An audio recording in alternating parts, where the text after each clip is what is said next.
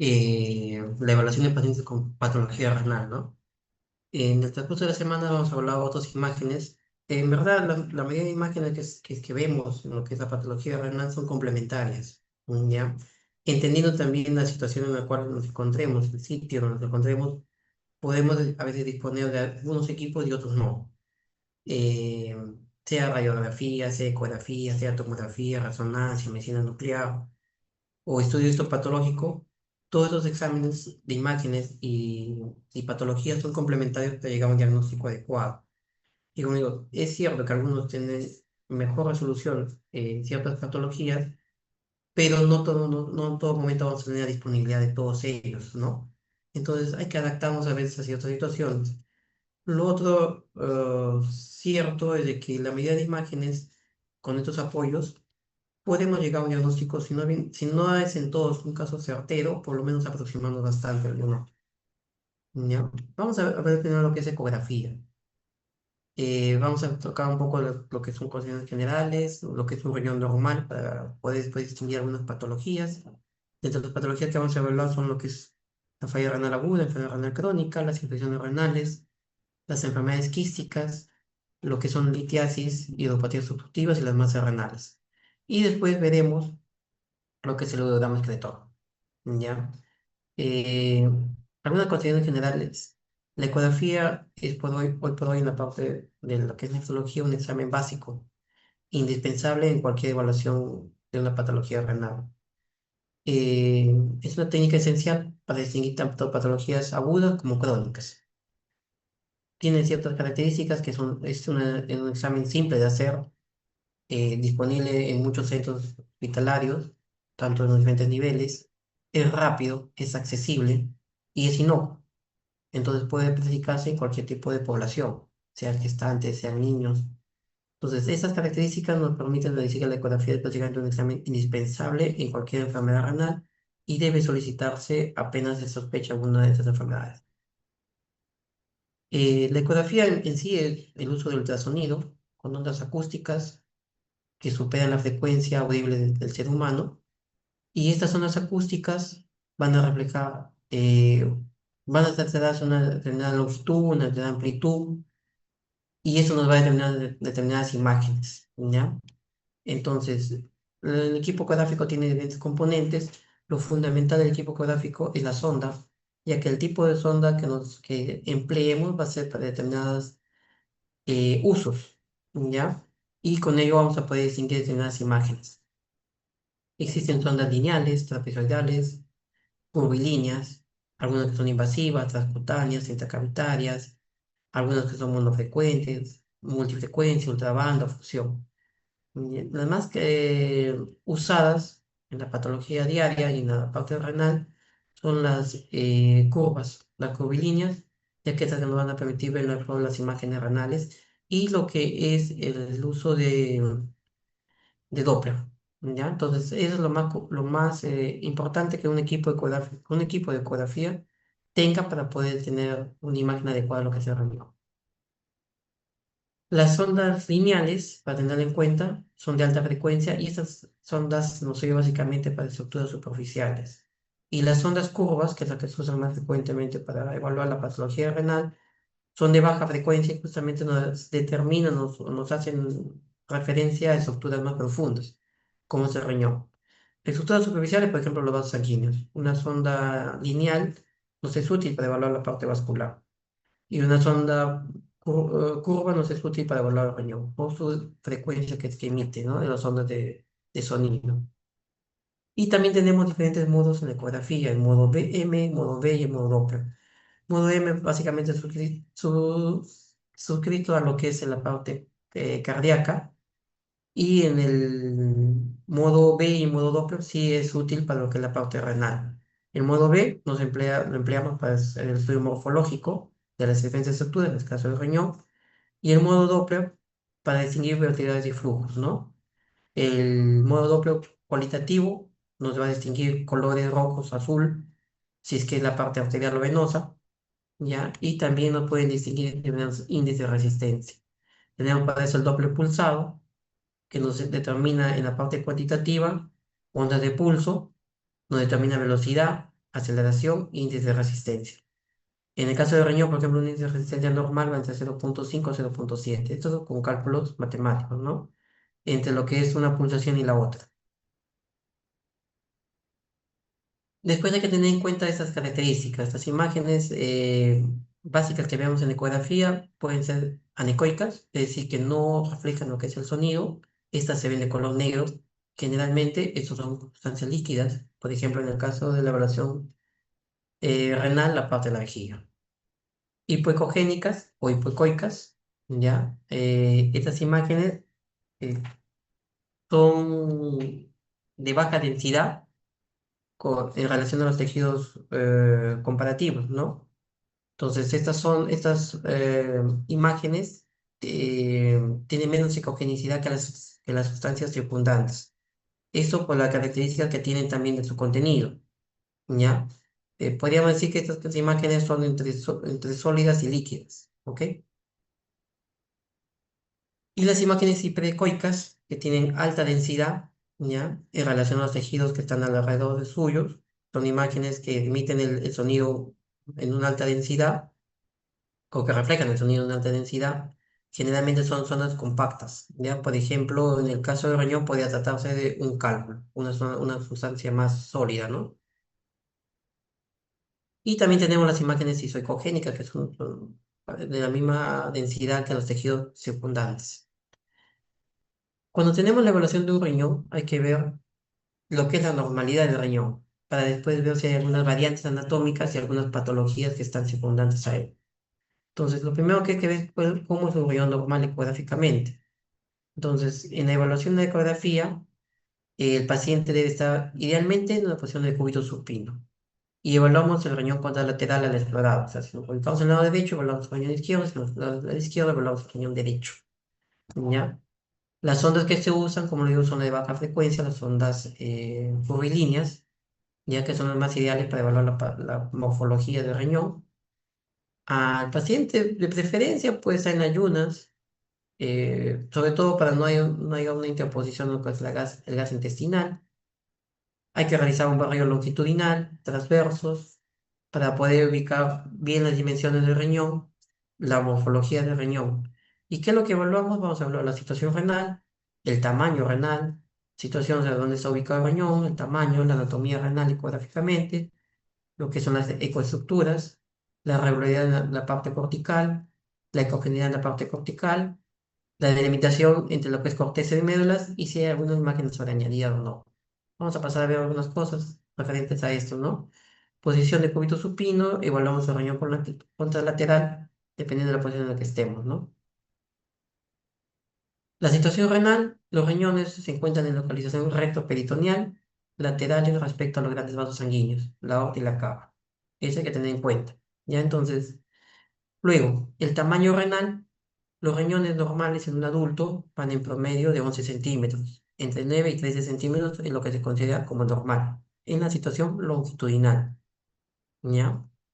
Para hablar de asimetría renal, o sea, entre diferencias entre el riñón, el tamaño del riñón derecho y el izquierdo, para comenzar son diferentes, pero se habla de asimetría cuando esta diferencia supera 1,5 centímetros.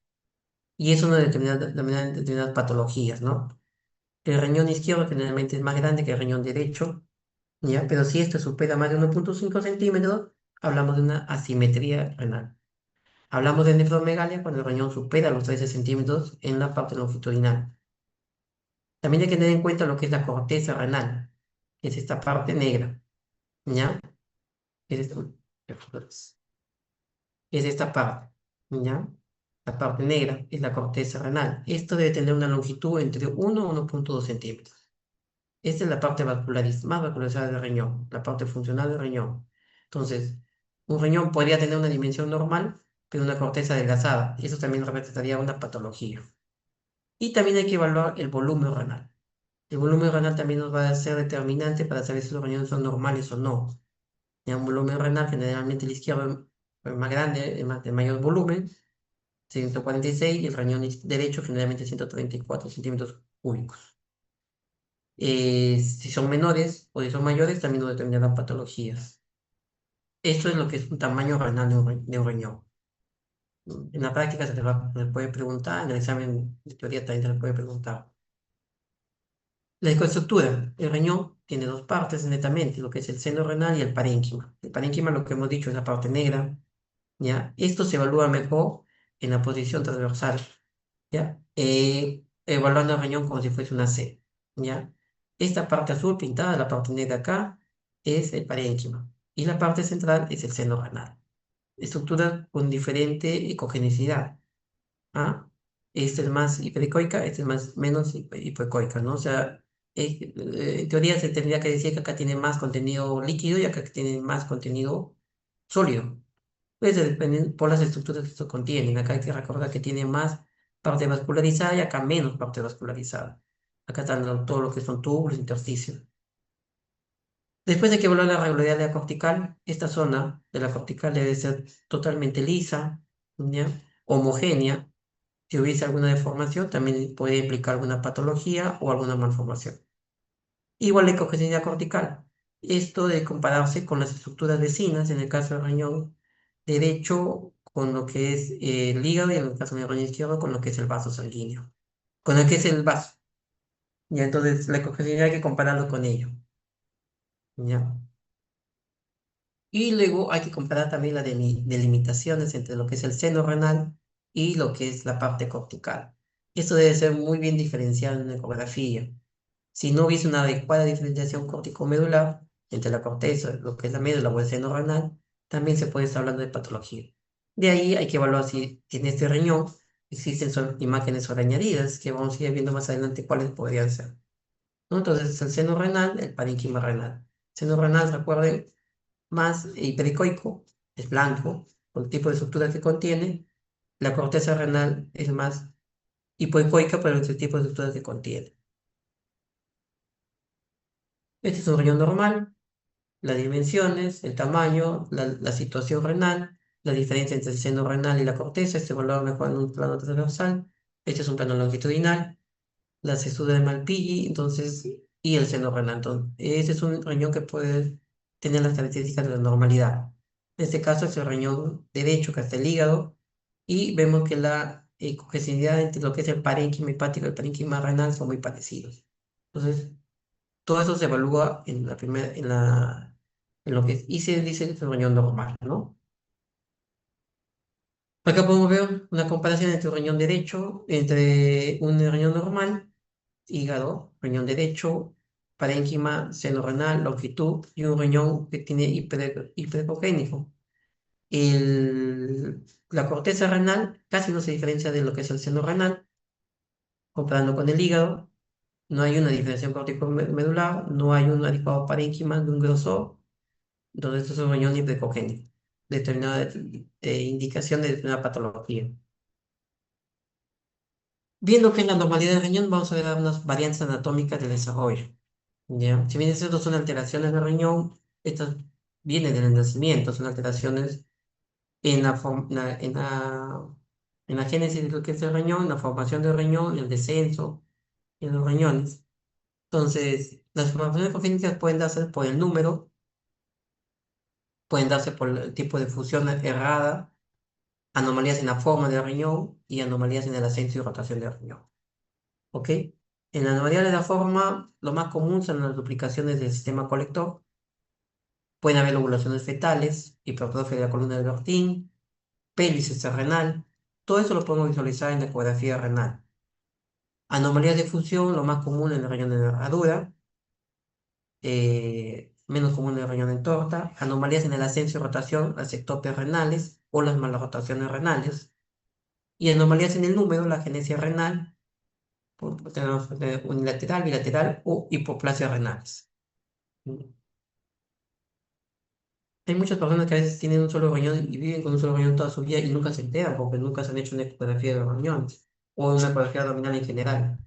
Entonces, eso suele pasar. A veces llegan a los 40 años, cualquier patología a veces de otra índole abdominal, puede ser vesical, se realiza una ecografía y le determinan que tiene solo un solo riñón. La duplicación del sistema colector es un defecto biogénico y en la ecografía renal se pueden ver como bandas hipoecoicas. Entonces, se duplican los dos uréteres ¿Ya? Después tenemos la hipertrofia de la columna vertebral, un tejido cortical que protruye hacia el seno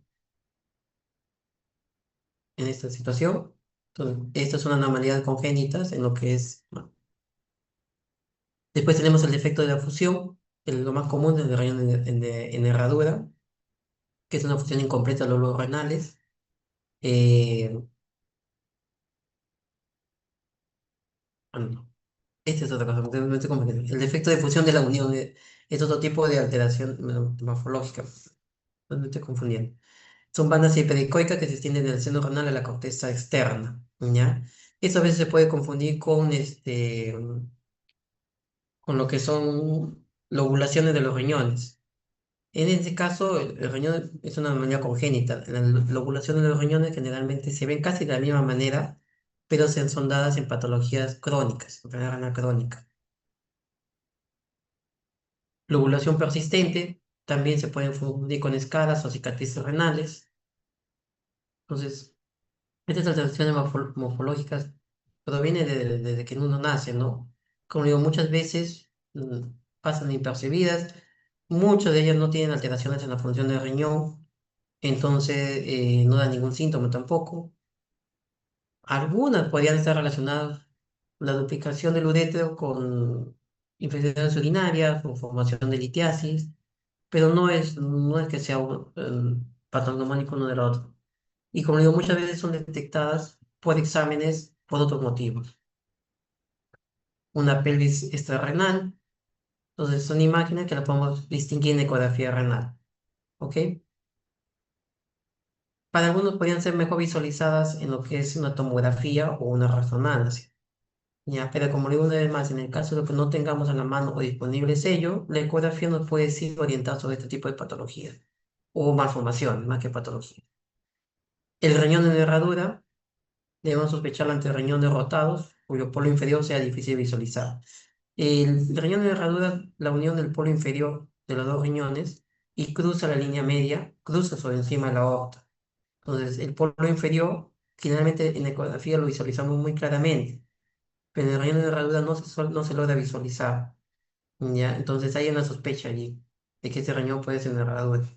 La imagen la vamos a ver mejor en una tomografía o en un hemograma, donde se visualiza mejor.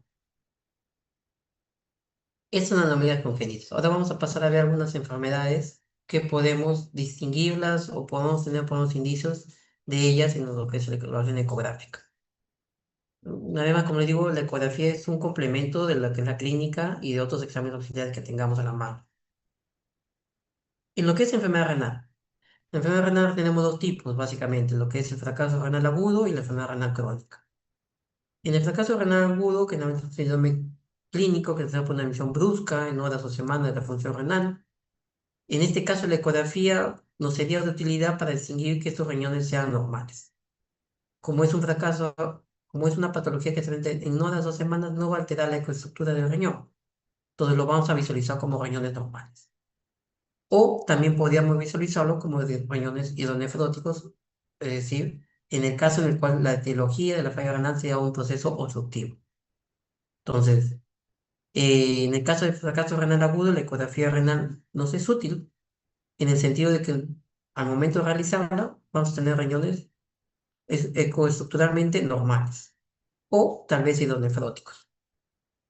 En el caso de enfermedad renal crónica, sí es indispensable hacer una ecografía renal para visualizar la ecoestructura, el tamaño y otras alteraciones que podrían tener o imágenes sobreañadidas que se podrían tener en las enfermedades renales crónicas.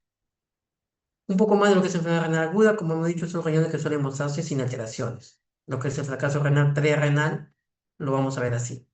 En el caso de necrosis tubular aguda, lo que podríamos distinguir, pero ya con el uso de Doppler, es un Doppler aumentado, un índice de resistencia aumentado. ¿Ya? Entonces, en este caso, lo que indicaría ese índice de resistencia aumentada es que hay un compromiso parenquimal. Ya no solamente es un compromiso prerrenal, o sea, de falta de, de contenido vascular hacia el riñón, sino ya hay un compromiso parenquimal. Y ese compromiso parenquimal, al afectar los vasos sanguíneos, del mismo riñón, va a producir un índice de resistencia elevado. ¿Ya? Ese es en el Doppler. puesto que en la ecografía, en el modo bidimensional, lo vamos a ver con riñones de tamaño normal, podríamos visualizar un poco grandes al inicio de la enfermedad renal aguda por el edema que se puede presentar. O sea, pueden haber también riñones de mayor tamaño y que en el tiempo estos riñones van a cobrar nuevamente su dimensión. ¿Ok? Si tuviesen unas ecografías previas, comparativas, se podría hacer más útil, ¿no? Pero en una primera imagen, generalmente podríamos visualizar un riñón normal, es lo más característico, y en algunos casos un riñón un poquito más grande, ya, por el edema que se acumule.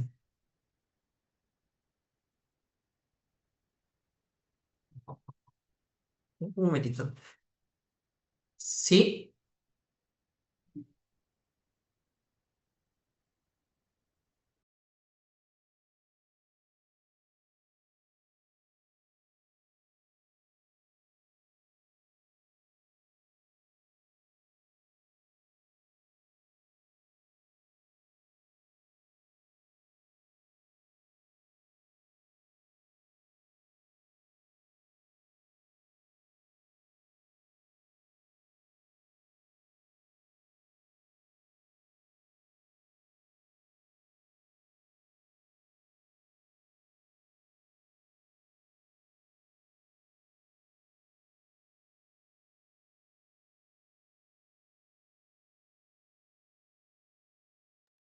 ya, disculpen, continuamos.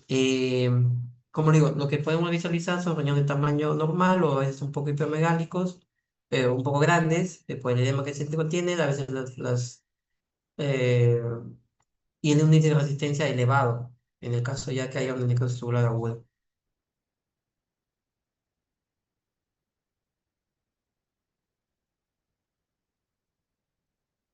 En el caso de que la falla renal aguda haya comprometido o comprometido ya la corteza en un mayor grado, como en el caso cortical, pueden existir o aparecer algunas bandas anecoicas. Ya, en el caso ya no hay flujo cortical, entonces el Doppler lo puede detectar de esa manera. En el caso de que la falla renal aguda sea de origen vascular, lo que podemos ver es trombosis de la arteria renal o trombosis venosa. En el caso de trombosis de la arteria renal, va a haber una ausencia de flujo, esto lo vamos a ver igual con el Doppler, hacia el parénquima renal, y en el caso de que haya una trombosis venosa, va a haber un aumento del tamaño y volumen renal. Esto por el edema que se forma, ¿no? Y también se va a visualizar el trombo en las venas renales, ¿no? En el caso de enfermedad renal crónica, la ecografía es bastante útil, aunque no nos permite diferenciar una etiología propia de cada enfermedad. O sea, no es que una enfermedad tenga características ecográficas distintas a la otra. Sí puede orientarnos a ver si hay un origen vascular, intersticial o glomerular de la misma. Hay ciertos indicios en la ecografía que nos pueden orientar hacia ello.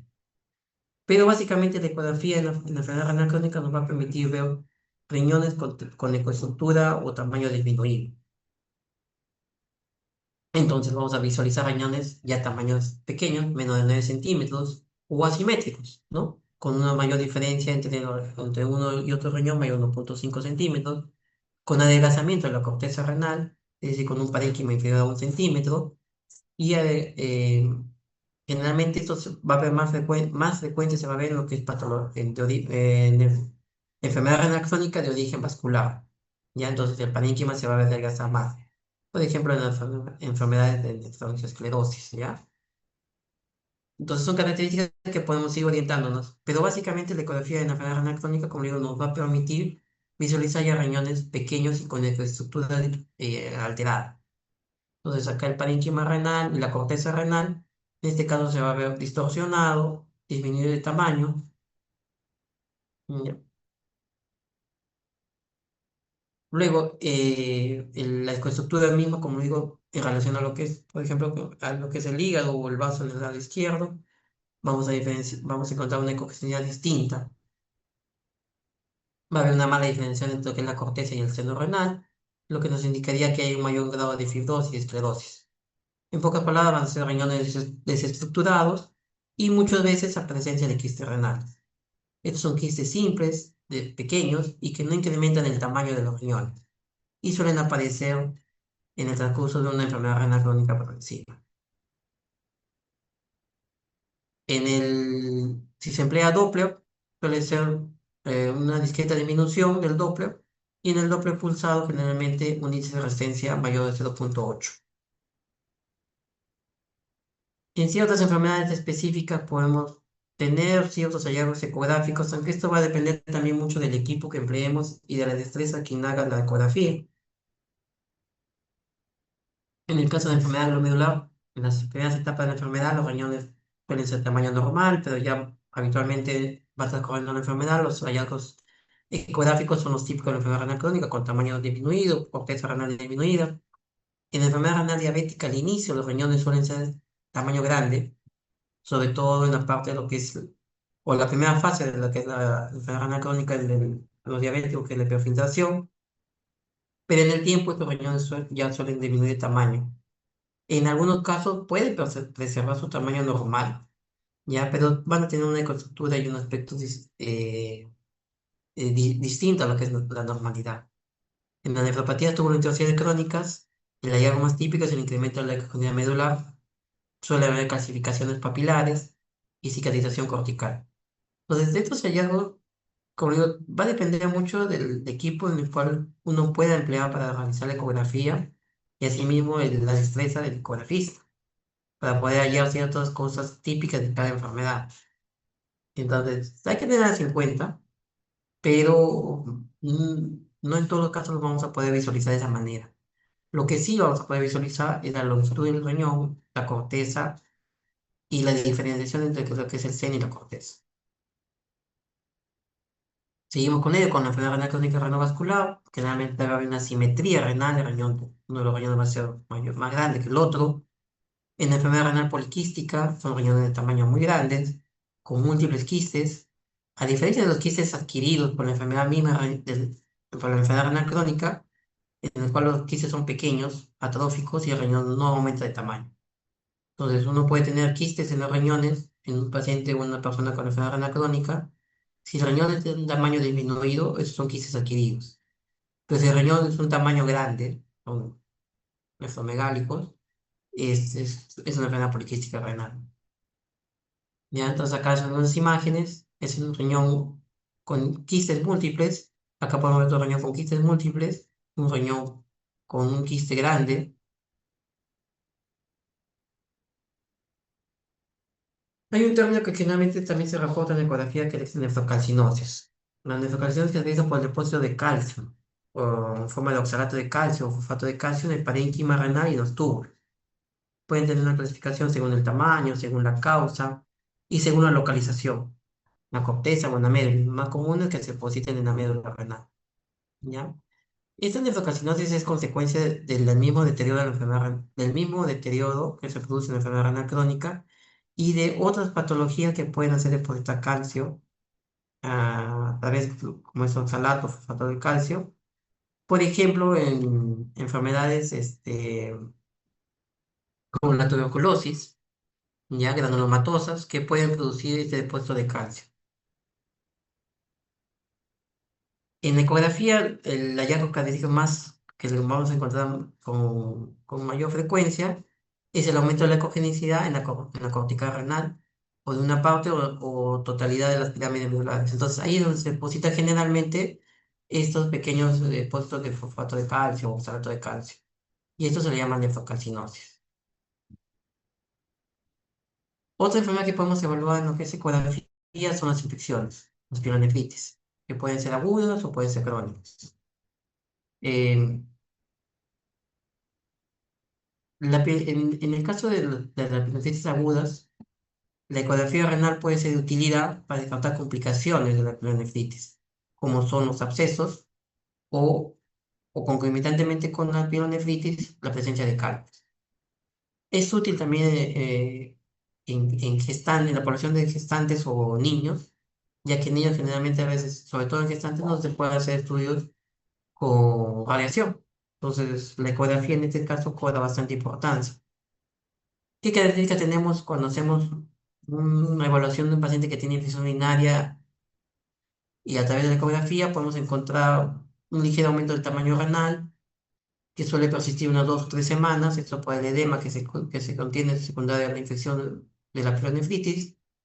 puede haber una pequeña diferenciación de la pérdida corticomedular, puede haber compresión del seno renal, puede haber cierta disminución de la ecogenicidad, sobre todo por presencia de edema en ciertas zonas, como focos hipocogénicos, no en toda la corteza, y puede haber también presencia de hemorragia, y lo podemos localizar como focos hipercogénicos.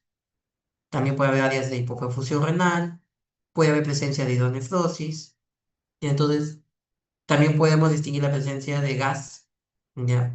Entonces, estos hallazgos en ecografía, eh, en un paciente con infección urinaria, la infección urinaria es una evaluación clínica que se hace, o sea, el diagnóstico es clínico, no es ecográfico, pero la ecografía nos puede complementar o ayudar a tener cierta información.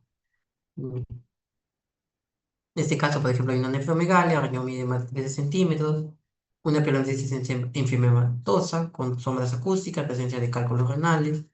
Entonces, la ecografía en la pielonefritis aguda nos va a servir básicamente para eso, ¿no? Para distinguir si no hay algunas complicaciones propias de la pielonefritis, los abscesos, o presencia de otras patologías como son la litiasis, presencia de zonas hemorrágicas, ¿ya? Y en el caso de la pielonefritis crónica, los hallazgos ecográficos más comunes son atrofia y adelgazamiento cortical, engrosamiento en forma de porra de los cálices renales, cálices dilatados en algunos casos, engrosamiento y dilatación del sistema pielocalcial, y puede haber también una simetría renal. Entonces, en el caso de pielonefritis crónica, también la ecografía nos puede servir. No es el examen de elección, tenemos otras ayudas diagnósticas en el caso de pielonefritis que nos va a aportar mejor información, pero como le mencioné al inicio, la ecografía es bastante difundida y está casi al alcance de todos, ¿no? Entonces, nos es útil en el cual no podemos de repente disponer de otro apoyo diagnóstico o de ayuda diagnóstica. En pielonefritis complicadas, la presencia de abscesos, tanto renal como perirenal, ¿ya? Podemos distinguir masas quísticas complejas, o con paredes gruesas, con material ecogénico en su interior y tabicaciones. El acceso puede ser isoecogénico a la corteza renal y en ocasiones puede presentar un refuerzo posterior. Entonces, la ecografía renal nos va a ayudar también a distinguir esas complicaciones de lo que es la pielonefritis. Podemos distinguir hematomas, podemos distinguir odinomas. Entonces, es útil la ecografía renal en este caso. Diferentes tipos de infecciones ya con más complicadas, como la pielonefrosis, que es la presencia de material purulento en el sistema colector obstruido, se visualiza generalmente con presencia de ecos persistentes en el sistema excretor, con detritos móviles, la pielonefritis antulodamatosa, que es una infección urinaria que se asocia generalmente a obstrucción secundaria de litiasis renal. En el diagnóstico gráfico generalmente los vamos a asociar son dilatación calicial, pérdida de estructura renal, un gran cálculo, se puede visualizar los cálculos en la ecografía renal, y generalmente un aumento de tamaño por la presencia de la nefrosis, ¿no? Entonces, una vez como digo, no es el examen ideal, pero sí nos puede aportar ciertas ayudas, sobre todo dependemos de la situación en la cual estemos. Otra patología que podemos evaluar a través de ecografía son las enfermedades quísticas. Los quistes, hay una clasificación que es la clasificación de Wozniak, que los divide en cuatro tipos. Los quistes simples, que son un Wozniak 1, generalmente se presentan en forma de masas circulares, ovoideas, homogéneas, con un contenido generalmente hipoecoico o anecoico, su contenido líquido. Sus paredes generalmente de los quistes son imperceptibles, son lisas y son homogéneas. Entonces son quistes simples. Ya puede ser, generalmente son únicos, pero puede existir más de uno también. ¿Ya? Generalmente también son, los quistes simples no requieren ningún tratamiento. Y tenemos lo que es las enfermedades quísticas, ¿no? Generalmente las enfermedades quísticas o quiste complejo, que es un Bosniak 2, generalmente ya tienen un contenido hemorrágico, son generalmente secundarias a infecciones, sus paredes son más delimitadas, son gruesas, generalmente también tienen diferentes grados de congenicidad dentro del mismo quiste, puede haber tabiques o bandas, como en este caso, puede haber apariencia de múltiples quistes, Entonces, esto ya es un quiste Bosniak 2.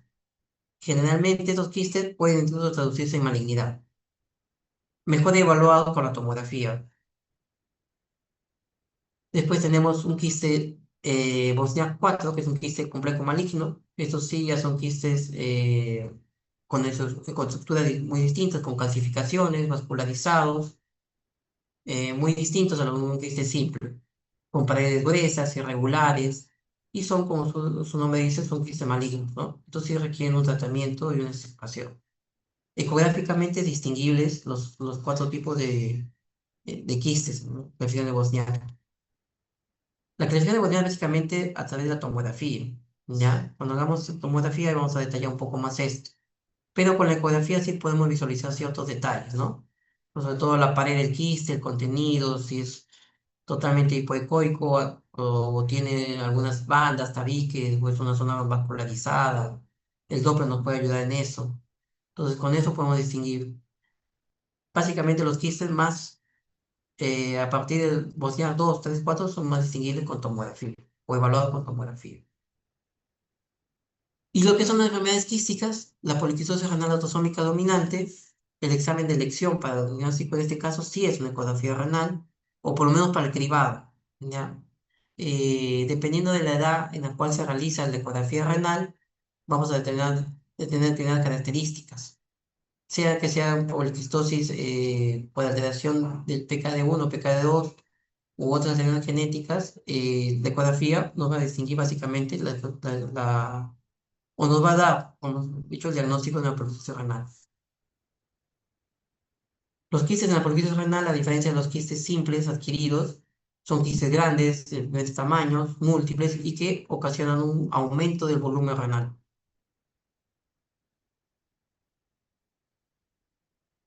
Las distinciones entre lo que es poliquistosis renal, la enfermedad renal quística adquirida o una displasia renal multiquística, básicamente está dado por el tamaño de los riñones.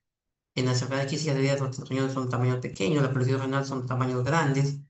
Los múltiples quistes, en el caso de la poliquistosis renal, de tamaño diferente, en algunos de contenido hemorrágico, ¿ya? Y es una enfermedad genética, básicamente. Otra patología que podemos visualizar o evaluar en la ecografía renal son la litiasis renal, sean con patología obstructiva o sin patología obstructiva, ¿ya? La exploración ecográfica para el diagnóstico de litiasis renal tiene una sensibilidad mayor del 90%.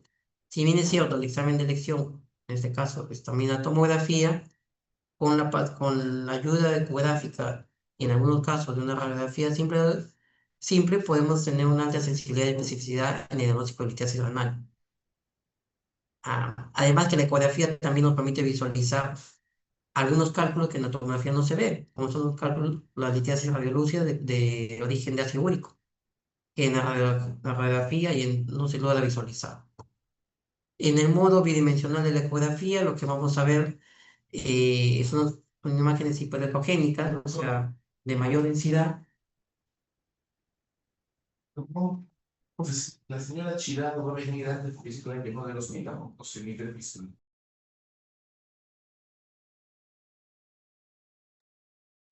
Disculpe. Entonces, es una imagen hiperecógica, ¿ya? De mayor densidad, bien delimitada, morfológicamente redondeada, a veces aplanada. Al incidir el ultrasonido sobre ella se va a formar una sombra acústica o un artefacto ecográfico denominado sombra acústica. Y entonces, es una característica de una litiasis renal a través de ecografía. Acá tenemos las imágenes redondeadas, hiperecoicas.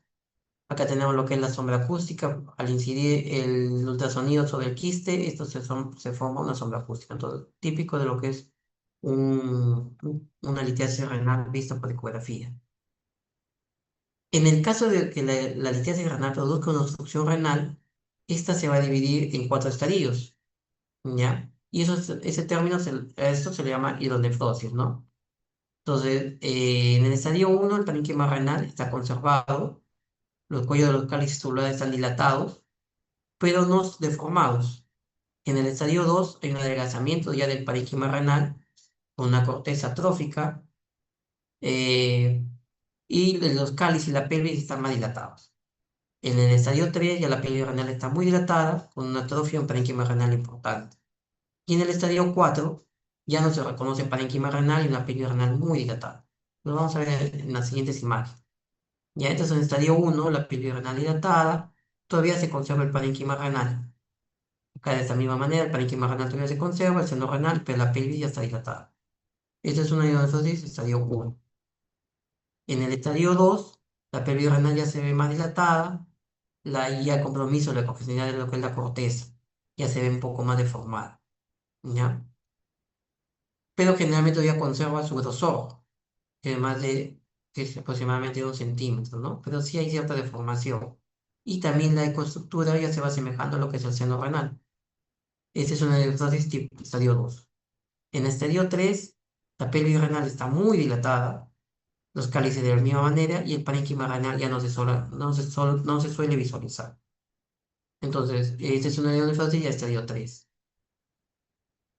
Y en estadio 4 ya no se ve, no se visualiza riñón, solo se visualiza una gran masa, totalmente dilatados los uréteres, la pelvis renal y lo que son los cálices renales. Entonces, no se visualiza ya parénquima renal. Y estos son grados extremos de neonefrosis. La ecografía también nos permite evaluar masas renales. Las masas renales que nos permite evaluar pueden ser benignas y malignas. No es tampoco el examen de elección, puesto que la tomografía nos va a permitir evaluar mejor lo que son masas renales, sobre todo de origen maligna, sobre todo porque no nos permite a veces hacer una clara diferenciación entre esas dos patologías, ¿no? Benignas y malignas, pero se puede tener ciertos hallazgos ecográficos que nos indician uno u otro. Las masas renales benignas, las más frecuentes son los quistes simples, que ya los hemos visto, y los angiolipomas. Los angiolipomas son benignos, son tumores sólidos, epiteliales, vascularizados, conocidos también como pecomas. Están compuestos por porciones variables de células de vasos sanguíneos, células musculares y adipocitos. Suelen ser unilaterales, de pequeño tamaño, son identificados sobre todo en los adultos, con una media más o menos de 40, bueno, entre 40 y 50 años de edad, ¿no? Y generalmente en mujeres. Hay dos tipos, los típicos con alto contenido de grasa, pues son angiolipoma, y los atípicos con poco contenido de grasa. Entonces, este contenido de grasa alto o bajo nos va a permitir ver la ecoestructura de esta masa renal benigna.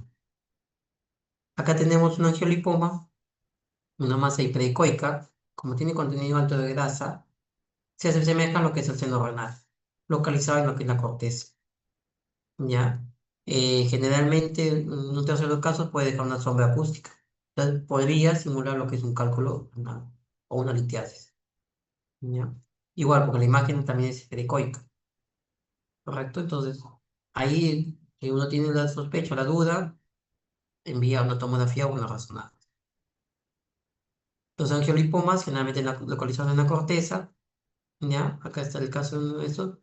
Como tienen la mayoría de contenido alto en grasa, se van a ver hiperecoicos, parecido a lo que es el seno renal, ¿ya?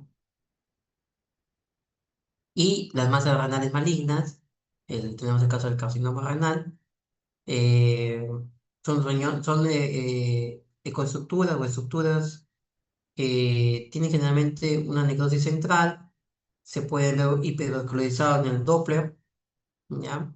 Como es en el caso de esta imagen del lado derecho. Son unidades generalmente redondeadas, pero mal definidas. Y el examen de elección en ese caso es la tomografía. Acá tenemos un carcinoma de células claras, una imagen distorsionada de lo que es la corteza renal y el seno renal. Bueno, esas son las imágenes que podemos visualizar a través de lo que es la ecografía. Como recordar que el riñón normal mide en promedio 11 centímetros, que tiene un parénquima, una corteza de 1 centímetro, que para hablar de asimetría tenemos que decir que es mayor de 2,5 centímetros. Esa es la normalidad. Después podemos tener imágenes añadidas anormales, litiasis, quistes, masas renales sean benignas o malignas, y también podemos tener deformidades o alteraciones anatómicas, ¿no? Que son las que hemos visto. En el hidrograma excretor vamos a ver las mismas imágenes, pero ya no empleando el ecógrafo, sino empleando lo que es radiografía con uso de contraste.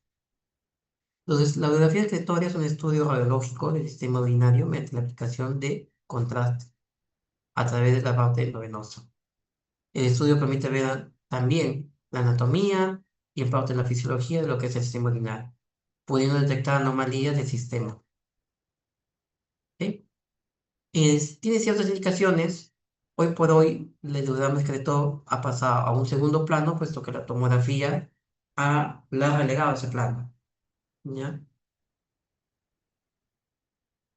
En sitios donde la tomografía ya es más frecuente, prácticamente pedir una radiografía excretoria ya es más infrecuente. Pero tiene ciertas indicaciones, podemos indicarla en el caso de que haya litiasis renal, quistes, presencia de hematuria, neoplasias, algún padecimiento congénito, sospecha del mismo, un trauma renal. En el caso de insuficiencia renal también podemos pedir estudios excretor, nos va a dar cierta ayuda en el caso de hipertensión renal vascular y en el caso de infecciones igual que el ecografía. Como lo he dicho al comienzo, son exámenes complementarios, ¿no? Y hay que ver en qué situación podemos estar para ver cuál de los dos podemos pedir. Tiene ciertas contraindicaciones en pacientes que están deshidratados gravemente, no se le aconseja, puesto que se usa un medio de contraste y esto puede empeorar o agravar una falla renal. Igual en el estadio de shock. En el caso de insuficiencia renal, tener precaución por el uso de contraste. En el caso de insuficiencia hepática, lo mismo, alergia al medicamento de contraste. Y en el caso de embarazadas, por el uso de la radiación, ¿no?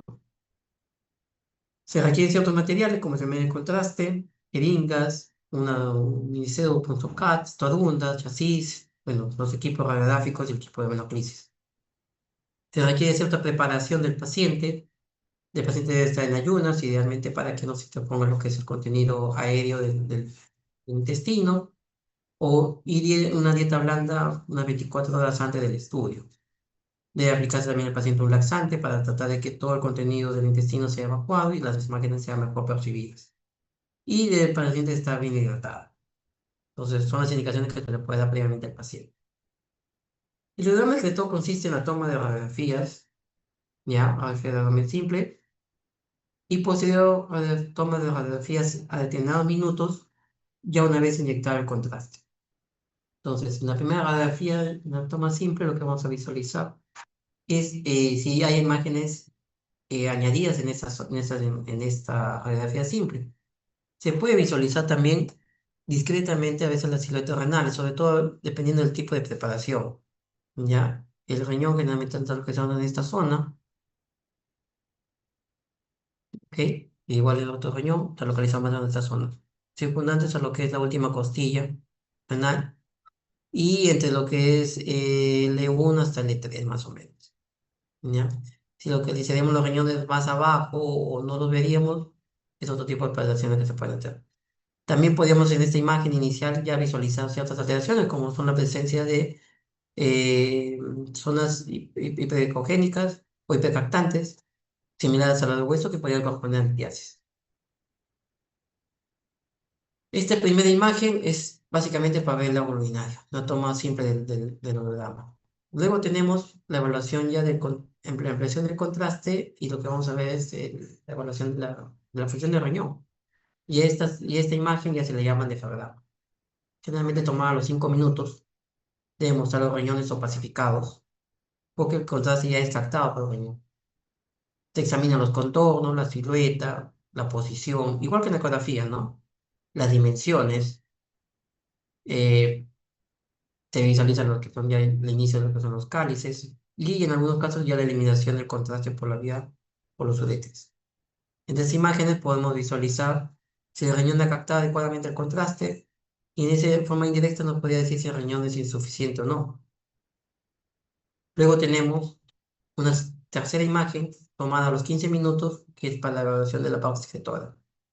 ¿Ok? Acá ya se empieza a decretar lo que es el contraste y visualizaríamos todo lo que son los uréteres. En este caso, por ejemplo, esto es más útil que la ecografía renal, porque la ecografía renal solamente nos permite visualizar esto, y los uréteres hacer estructuras más delgaditas, la ecografía renal no nos da mucho aporte. En cambio, un holograma de todo sí nos va a permitir visualizar lo que son los uréteres y hasta la vejiga. ¿Ya? Entonces puede ser complementario este examen en una ecografía en el caso de una sospecha de una litiasis renal. Esta fase ya se le llama, como hemos dicho, fase excretora, y nos permite visualizar todos los uréteres desde la desembocadura de la vejiga. Tenemos también Otra toma a los 30 minutos, donde vamos a evaluar la vejiga, ¿ya? La vejiga, las dimensiones, el tamaño, si tiene alguna imagen de sustracción o admisión. Entonces también nos permite ver tal vez incluso hasta la próstata. Y entonces esta fase de la vejiga toma unos 30 minutos. Y después hay una fase, una última toma de radiografía postmisional.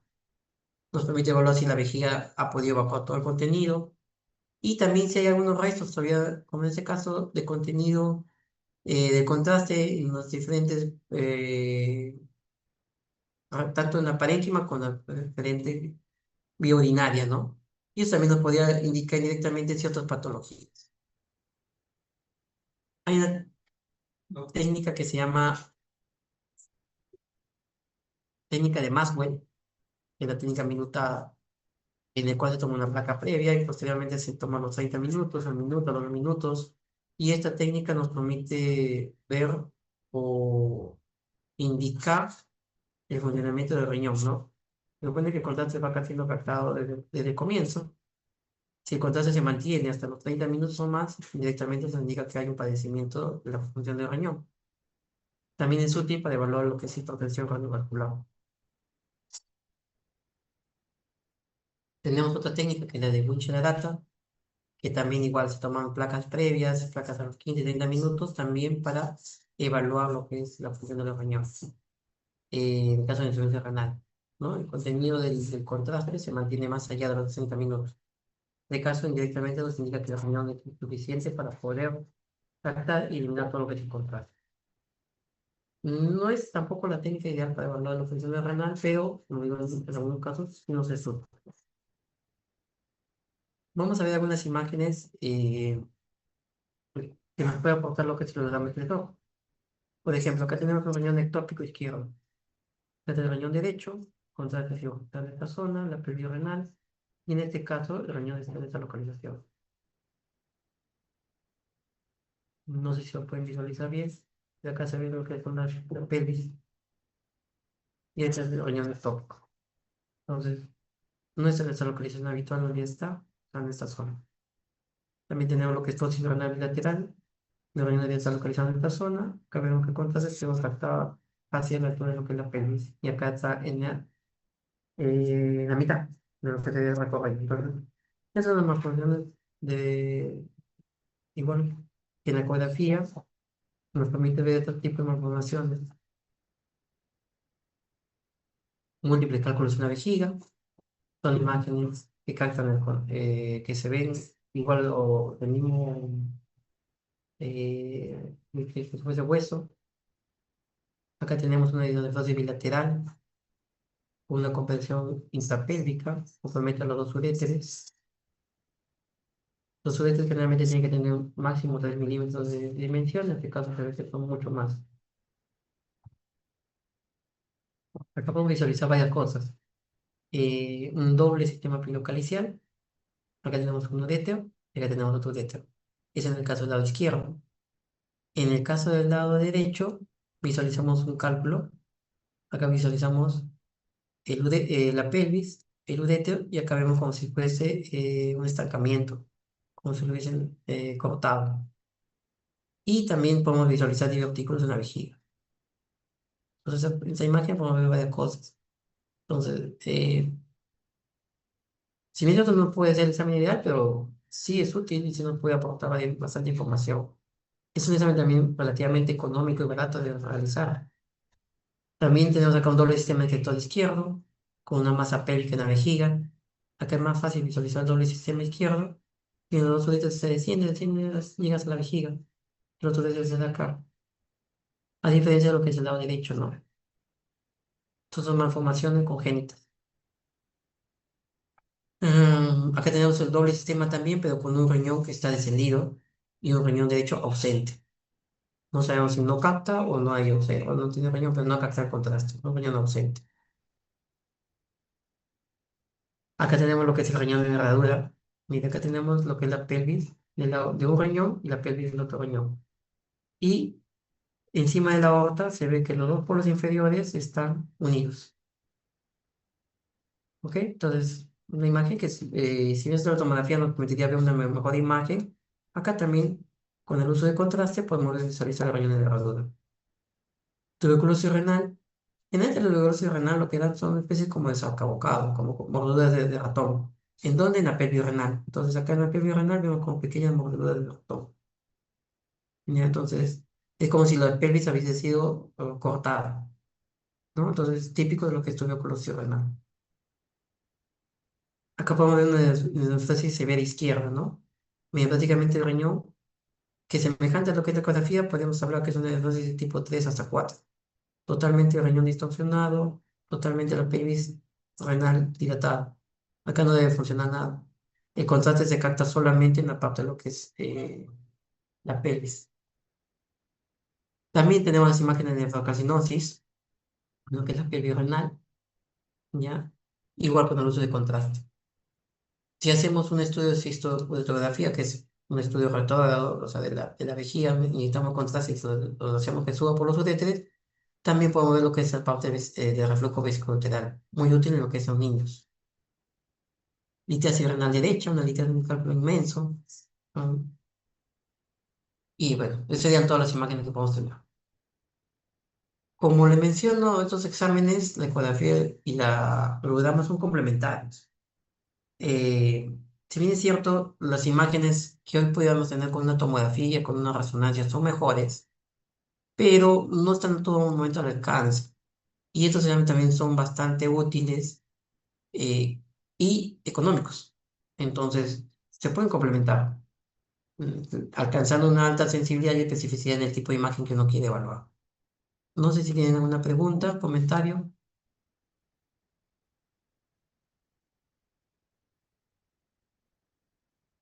Hola.